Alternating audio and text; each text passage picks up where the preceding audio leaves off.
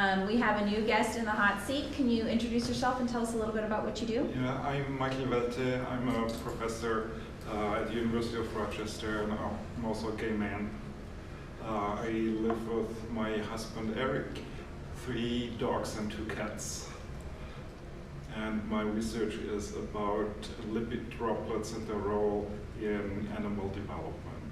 So lipid droplets are fat storage organelles that were discovered in the late 1800s, but really serious research on them didn't start until the mid-1990s. So there's so much still things to discover because people ignored them. So every year new functions come out. It's a really exciting field to be in. I didn't realize the 1800s was when they were discovered. 1890 or so. That's incredible. Actually by the same person who discovered mitochondria, German developmental biologist. Oh, wow. But if you look at PubMed citations, there's very, very little until the 90s, and since then they have gone up exponentially. Interesting. So what was your undergrad and graduate school like as a gay man? So I grew up in Germany. I started my undergrad there, and being gay just wasn't a concept for me at the time. I assumed I was asexual because I wasn't attracted to women, and so I hadn't even come out to myself. I spent a year as an exchange student at the University of Washington that really transformed my life, both scientifically. I got to work at the bench for the first time.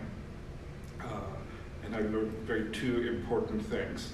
One, I really loved working at the bench, and that I really wasn't cut out for immunology.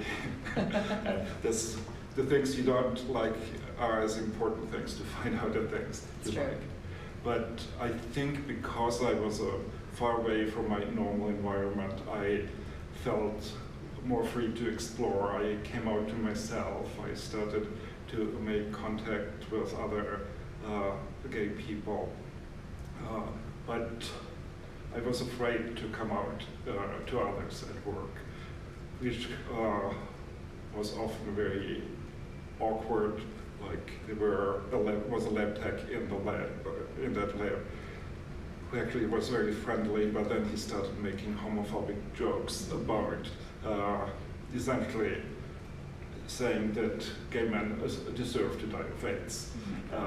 And I felt stuck.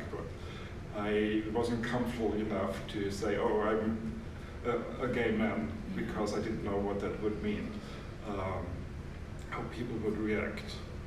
But I also, my relationship to this guy was never quite the same afterwards. I went back to Germany for another year, but then went to graduate school at the University of Chicago, where I slowly came out to others. And for the most part, it was a good experience in that nobody really, or very few people reacted negatively and just accepted me as who I was. But I did lose a few friends that from my first year cohort, that once I came out to them, they simply drifted away. And one of them, years later, told me that he regretted it, but he just couldn't deal with it at the time. So I felt alone in many circumstances because I grew into becoming a scientist. I grew into becoming a gay man, but there was very, very little overlap between the two areas. And occasionally I was reminded of that it could be quite risky. One of the other, probably the other gay man I was aware of in our graduate program got assaulted one night when he walked back from the lab. And so he was beaten up. The attackers shouted homophobic slurs. And so there was always a worry that something bad would happen, even either randomly or if you veered out too far into being known. Yeah. So how can someone find a mentor in the lab that would be accepting of someone's sexuality if they're not heterosexual and it not count against them? It's definitely a challenging journey. I guess these days the baseline of acceptance is much higher. So some people signal that they are available mentors. So what I've started in the last few years is in lectures I give, I mentioned that I'm a gay man. I'm wearing a rainbow fruit fly here at the meeting. And I give guest lectures in the first year biology class, where I also came out, and a lot of non-straight students afterwards came up to me to want to work in my lab. So looking for allies or other queer people is definitely a good start. Even if they may not be able to take you into their lab, they may have inside knowledge whose labs are accepting and which ones are not. When I interviewed for postdoc positions, I didn't come out initially, but when it was clear that I probably wanted a particular position, I let slip in that an ex-boyfriend of mine had gone to Princeton there, where the position was, to sort of gauge how my PI would react. It was Eric Wishows. He actually didn't even remember that it was, this question came up. It was important for me, but for him it was just normal, right? Which I took as a very good sign. That's wonderful. And so sometimes if you're uncomfortable asking directly, revealing a little bit of yourself, maybe with having some kind of gay identified piece of clothing or a sticker, whatever fits with your personality can be helpful. I've started to, when I interview undergrads, share my pronouns so that they feel empowered to share their pronouns if they want to. Awesome. Do you feel limited on so you have a lab in Rochester. If you were to need to move, would you feel safe necessarily going, opening a lab in any state? No, I certainly, with some of the anti-trans laws in some of the southern states, I would feel not comfortable myself, even though I'm not trans, but that often hostility to trans people often translate to all queer people. But maybe more importantly, I would feel I couldn't mentor queer people safely in those states. And luckily I don't have to move, and I feel like I have enough options to find employment elsewhere, but that certainly is a really big issue. I talked to a trans faculty member just a few weeks ago, and she was really concerned about just going to conferences somewhere in southern states that have no bathroom laws, where the way she presents, she is supposed to go to the men's room, which would cause a big trouble. But if somebody were to discover that she's going to the women's room, even though she was biologically male, she could break the law. And not only is that cycle stressful for her, but she also will not, that impedes her progress, right? There are certain conferences that she just doesn't feel comfortable to attend. And so it's something that might be a problem come tenure time. So can you comment a little bit more on your partner? Were you with your husband and your partner when you became a professor? Did that influence where you applied for jobs? It did not. I met him shortly after I started my first position as faculty. Okay. But maybe a twist there that might be useful for people to hear. I got in tenure at my first university where I was, and that was in the same month. We had a big wedding, which was very awkward, especially for the faculty members from my department that were attending the wedding. But it worked all out. But one of the things I actually meant to bring up in this interview, there will always be failure in science, either with experiments or even with career advancement.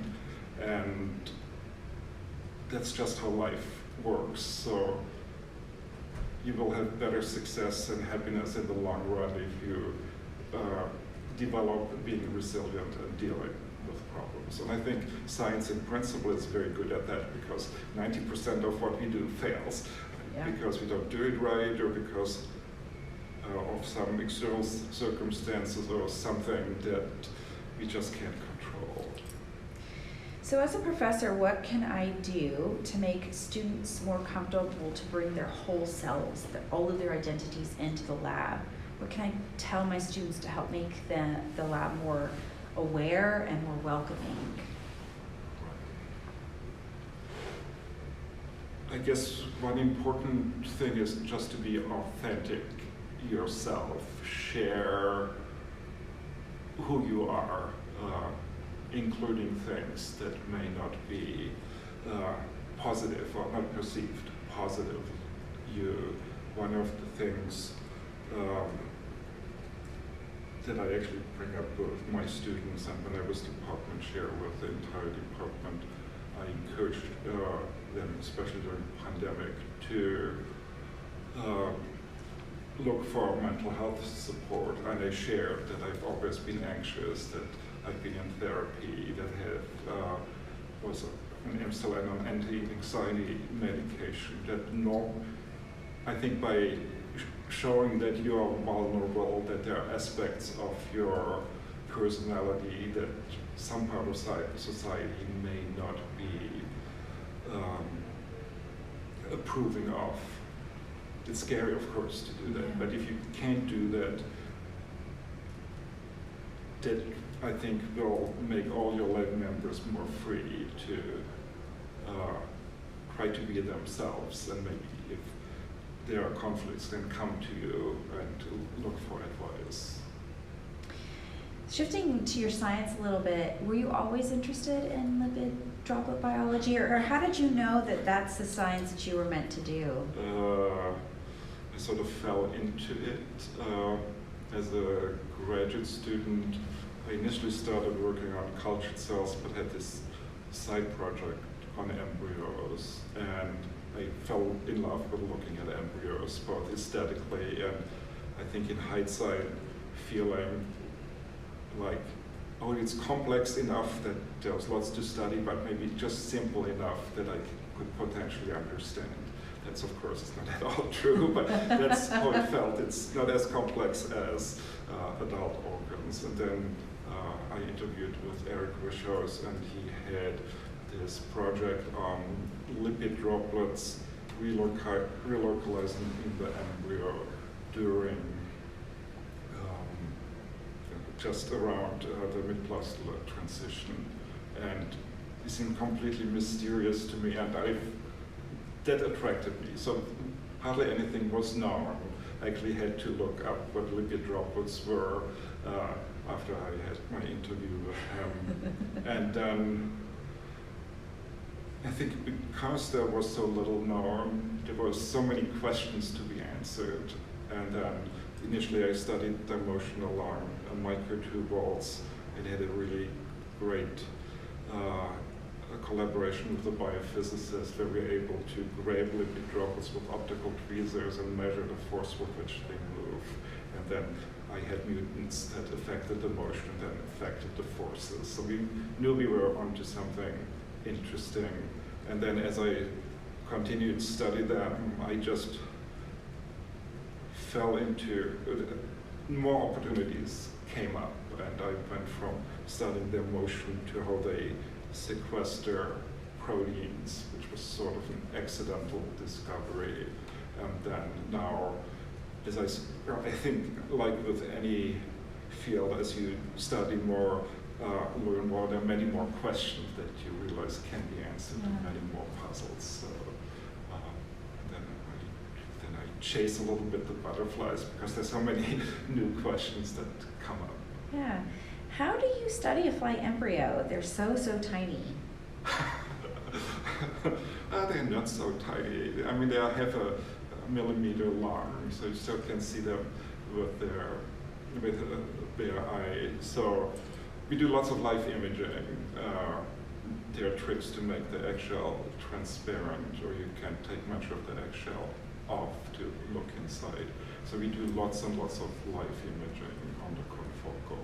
And it's, to me, really fascinating to see how quickly things change. Like if you just label histones, for example, you see them going through mitosis every 10 minutes. Those beautiful waves. Right, yeah. Yeah. And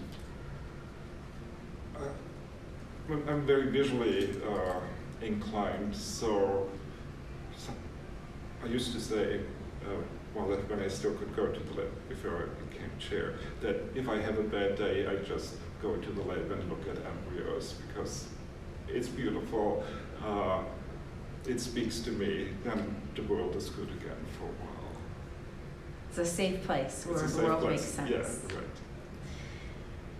How similar is fly development to humans? Do we learn anything in the fly embryo that applies to our health or our own development? Oh.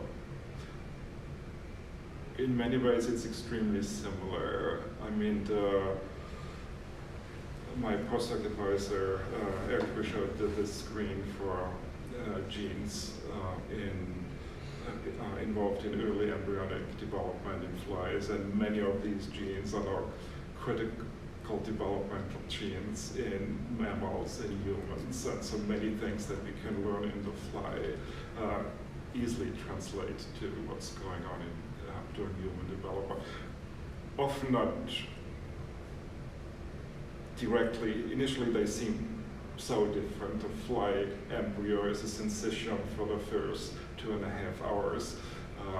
Human embryos, of course, go from 1 cell to 2 cells and so on. But as you look into the molecular machinery, there is immense similarity in many genes that are now studied in human development. They're homologs first discovered in flies. That's awesome. Going back to some of the work that you did in the Weish House lab, how important was physics to that work? And did you collaborate with a physicist Yes. to kind of use that? And if you did, could you talk a little bit about the collaboration that sometimes happens between different sciences to kind of pursue these really cool questions about how we work? So the project really came together almost randomly. There was a physics postdoc, Steve Gross, in Steve Block's lab, who wanted to expand a little bit into biology. And I had these lipid droplets that are just the size of the glass beads that had been used for optical trapping. So we just tried it out to see if there was anything of interest. And I purified lipid droplets for a while, and we tried to make them move along microtubules. Steve could track the lipid droplets, trap the lipid droplets with the laser, but it was we never got the movement in vitro to work very well. Maybe 1 out of 1,000 moved. And then I decided at one point, oh, maybe we need to have them freshly squeezed out of the embryo instead of purifying.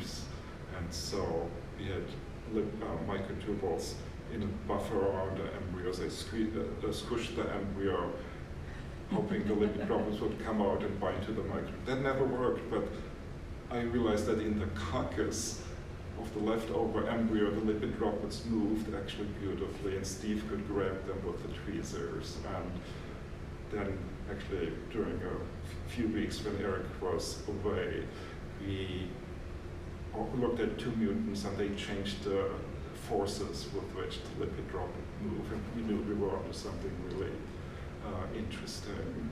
And the collaboration aspect, I think, helped with that. Steve had interest in biology already. His mother is a famous biologist, and I actually had studied math and biology in college. And so I knew lots of math, so we were at least partially speaking the same language, which helped a lot. To solve the problem. Yeah. If money and time was no issue, what is your dreamiest experiment that you can think of? I don't know. I'm already doing many of the experiments I want to do at this time. Tell us about the most exciting one then. The most exciting. The one that is currently giving the most interesting results. Yeah. So we stumbled on this connection of a lipid droplet protein to actin organization in the ovary. That's a recent discovery. This is a collaboration with Tina Tuttle. We had identified this protein GABA on lipid droplets. It's actually there to recruit histones to lipid droplets, where they are stored so that the embryo can use these histones for quick development. That's probably the weirdest discovery I made in my life.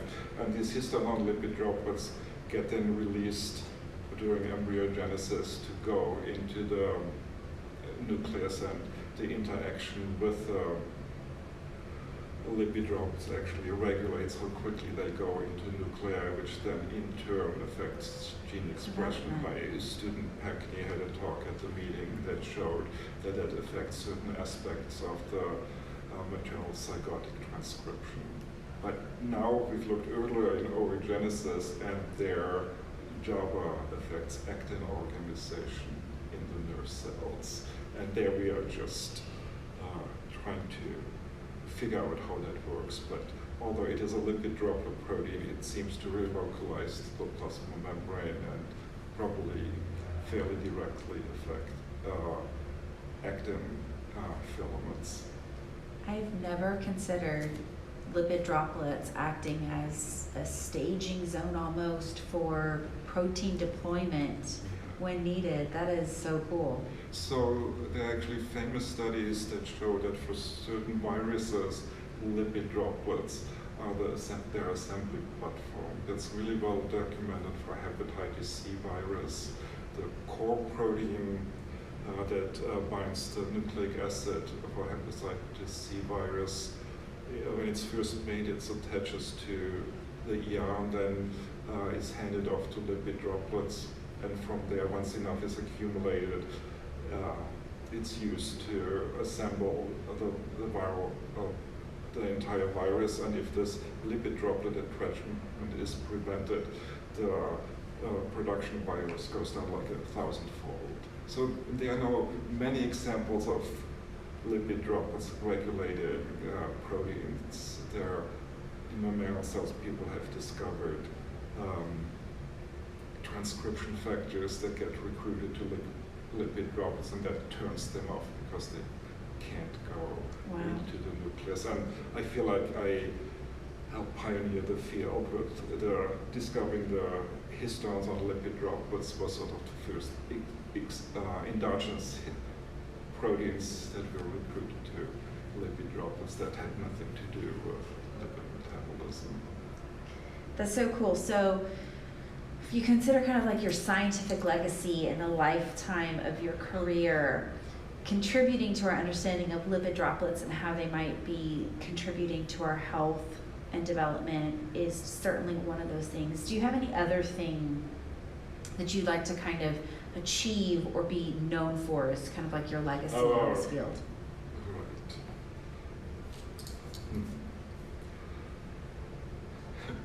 What I want to achieve is continue to have fun doing science. I think I'm at a stage in my career where I don't necessarily need to achieve something new and exciting, as long as it excites me. So as long as I can get funding to pursue all the projects I want to do and can attract students, that's really my goal. And as I said, in part because lipid droplets have been hadn't really been studied that long, well, not quite 30 years yet. There's so many new things that are coming out. There is now a whole community of people who looks at lipid droplets in the nervous system, and it affect behavior, they affect sleep, they affect neurodegeneration. And 15 years ago, it wasn't even known that there were lipid droplets in neurons. And these things crop up everywhere. So one of the things I've been doing recently is just advise people who stumble onto lipid droplets what in their research what reagents to use or how to think about how to analyze lipid droplets. That's really awesome. So you mentioned the word fun in science. Science can be a blast, but it can also be really hard. How do you keep that element of fun and play and creativity in your lab? Like, how do you cultivate that?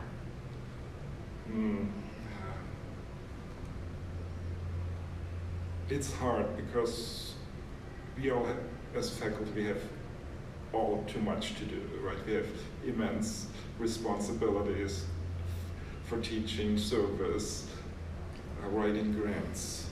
That's certainly always a struggle, but one of what's fun for me is changing ideas. And this meeting is particularly a good example of that. I've ran into so many people that helped me think about my own projects differently, or that I could advise on their projects and making new connections. And more locally,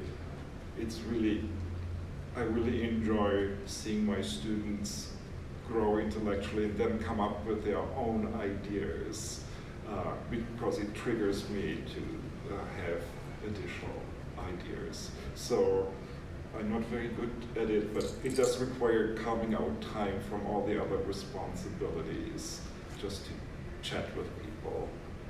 And is that kind of chatting and checking in and exchanging ideas, would that be your favorite part of science, or is there something else that like really you love about science and being a scientist? I really like solving puzzles, and I guess the aha moment that you sort of talked about in your interview a little bit about that, when you find something that nobody has ever seen or thought about, that makes up for lots of the failed experiments where things just were confusing.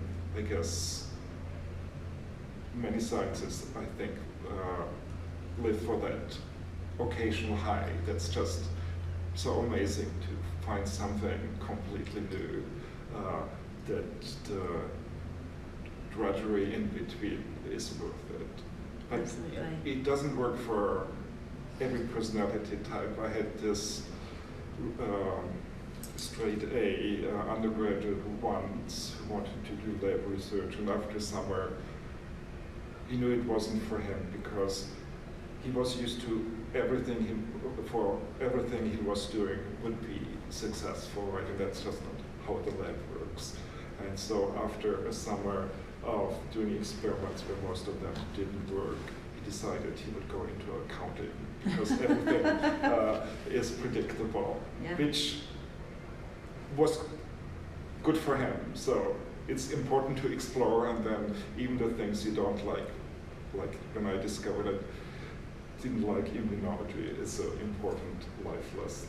Yeah, it's a piece of information. Like, negative data is still data. Yeah, sure. You know, it's still directing you on your path. So the curious thing is now we have an immunology project that connects immunity and lipid droplets.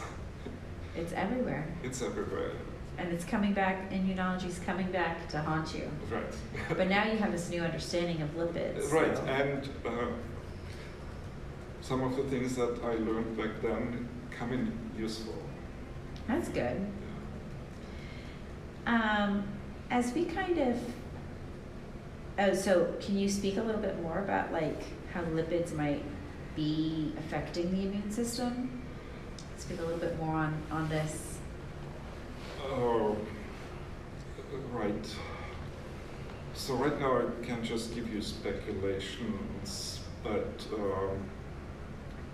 I mean, obviously there are lots of lipid-based signaling molecules, but one of the things we are wondering, we've discovered that in ovaries, lipid droplets affect prostaglandin signaling.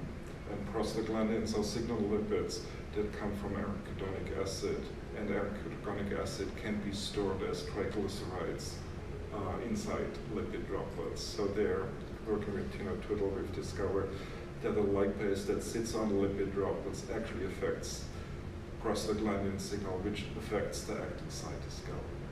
Wow. And so I can give you speculation that I will put in my next grant. But what we're thinking with lipid droplets in hemocytes, in sort of macrophages of flies, when we expose larvae to bacteria or just cell wall components, they fill up with lipid droplets within a couple of hours. And so we're wondering now, is there also, might these lipid droplets be used to cause prostaglandin signaling, which then might affect the cytoskeleton? So my student Roger, who presented a poster here, has very, very preliminary evidence that in hemocytes that can't make lipid droplets, phagocytosis is affected. So possibly through actin regulation. Again, this is largely speculative, but that's one of the things I get excited about. It's sort of a little bit out there. It's, if it's true, will be something really cool and bring us forward. So that's where my mind goes. That's really awesome. As we wrap up, do you have any words of advice to anybody watching on kind of your career path or pursuing science as a gay man, as dealing with any homophobia, any kind of resilience, any words of advice? I guess it's important to find a community, find other queer people, so that you're not the only queer person in the room, like with other minoritized groups that's feeling alone, or also feeling like that you act as the representative for this group, which is then a really big goal. Finding other network, try to find other people in your community, and for maybe more advanced careers, people that's more advanced in their career, if you feel comfortable, come out.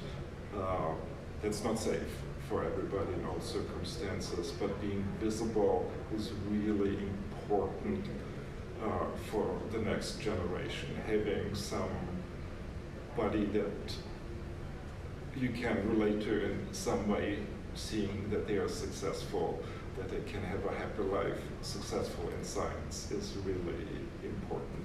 I didn't know any gay people that were successful in biology when I was a graduate student. I read about Alan Turing, who was probably saved the British in World War II, Yeah. but then committed suicide when he was forced to undergo chemical castration because he was caught having sex with a man. So I think times are easier now. So if you are able to feel able that you can come out, be publicly visible, it will do a lot of good both for other queer people, but also just to educate the rest of the scientific community that queer people make important contributions and in many ways are just like the rest of us scientists. We are nerds like everybody else. Yeah, that representation part and being able to envision yourself following the same path by being able to recognize Right. people make contributions, important contributions, and are just like me. It's important. What are your puppies' names? Do you ascribe to fun science dog names or What is my your pets' names? One of the cats was named Halo after a gene that affects lipid droplet motion, but the others just are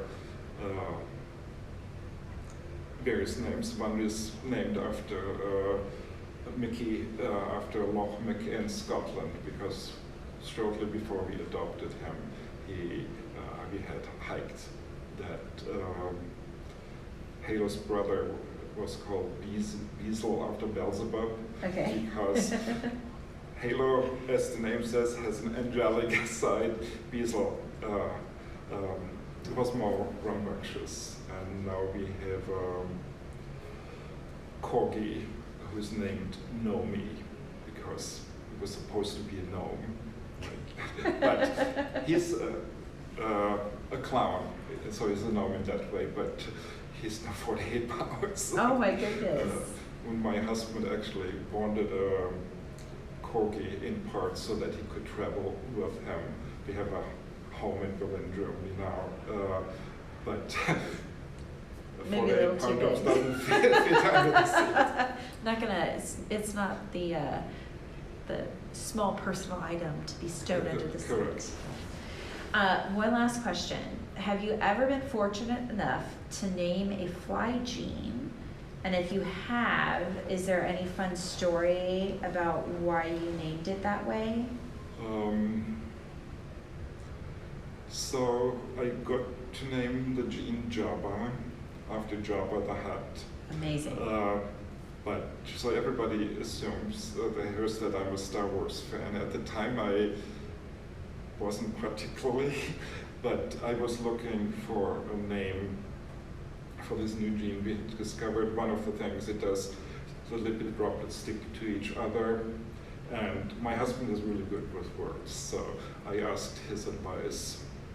And one more thing, I wanted to have an easy name to pronounce because we had been working on this gene Klausicht for a long time that I as a German can pronounce, but nobody in my lab could pronounce well. And then Eric, my husband, came up with Java because it's sort of you can imagine when you stare at the clustered lipid drops for a while, it's just a ugly fat guy. Yeah, And Java.